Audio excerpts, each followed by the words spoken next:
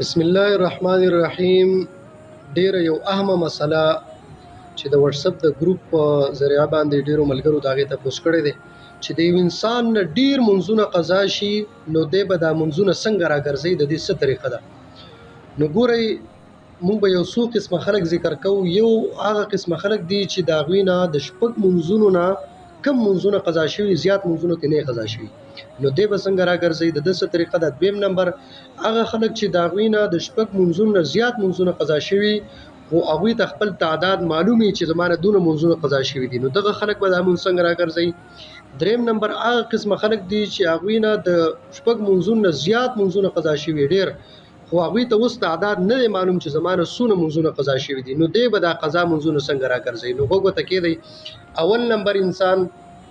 چې هغه د شپږ منځونه کم منځونه قضا شوي نو د تویل شي صاحب ترتیب په د باندې ترتیب لازم دی. مثلا کله انسان د شپږ منځونه کم منځونه قضا شوي سلور یا درې نو اول چې د کم منځ قضا شوي لکه د سهار منځ نو دی به اول د سهار راګرځي بیا د ماسپخین ته قضا شوي بیا ماسپخین بیا د مازیګر دا څنګه شي کولای چې د سهار او ماسپخین مازیګر د قضا شوي نو د اول پکې مازیګر ادا کی بیا ماسپخین بیا سهار د باندې ترتیب لازم دی چې د شپږ منځونه کمی. او دویم نمبر انسان چې پاغه د شپږ منځونه داغه نه زیات منځونه قضا شوي اوس د منځونه راګرځي او د تعداد معلوم دی چې زمانه 15 ورځې زمانه 20 ورځې زمانه یوم یاش منځونه قضا شوي دي اوس به د څنګه راګرځي نو د اوس ترتیب ته ضرورت نشته دی د دې لپاره ترتیب لازمي نه دی چې څنګه د اسانه د پاغه طریقه باندې د منځونه راوګرځي. خو ډیر اسانه طریقې دا ده چې د کم منځ کې د سهار منځ کې جو د سهار هغه یو دی سره قضا راګرځي ماسپخین دغه سره یو قضا راګرځي مازیګر دغه سره ماخام هغه سره ماسوتن دغه سره داس یو میاشت دی د قضا منځون راوګرځي چې د څومره تعداد د معلومي اق عمر دی سره د منځون راوګرځي چې د قضا چې دا به ادا شي. او دریم نمبر هغه انسان دی چې داغه ډیر منځونه قضا شوي خو اوس هغه ته تعداد نه دی معلوم چې زمانه د منځونه څومره قضا شوي دي زبو سکم دی به د منځونه څنګه راګرځي او د دې لپاره نیت څنګه د نیت د بیا وروسته وایم. فتاوی هندیه د قضا شوي منځونو په باب کې او حاشیه التحتوی چې دی نو هغه دا مسله ذکر کړی دا من لا يدري كميه الفوائد يعمل باكبر الرأي چې انسان ته خپل ډیر شه منځونه قضا شوي او د توس دا تعداد نه معلوم چې زمانه سونه قضا شوي دي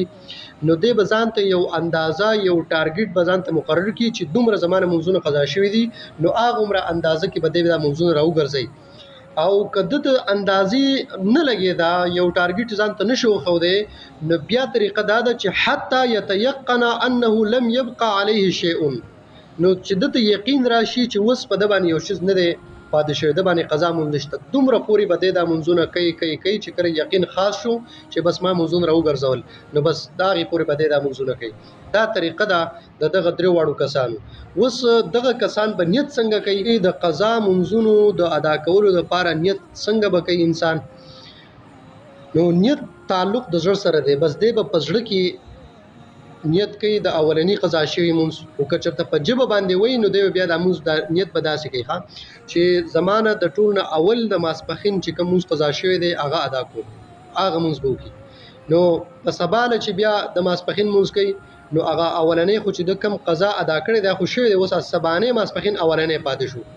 نو دی بیا د قشان نیت کوي چې زمانه اولنی کم د ماسپخین منځ قضا شوی دی هغه ادا کوم نو چې دغه ادا کې سبانه شي بیا مسپخین کوي نو خود په خود هغه سبانه بیا اولنې پاتې شو نو دغه شان اولنې به پکې وای د مسپخین پای کې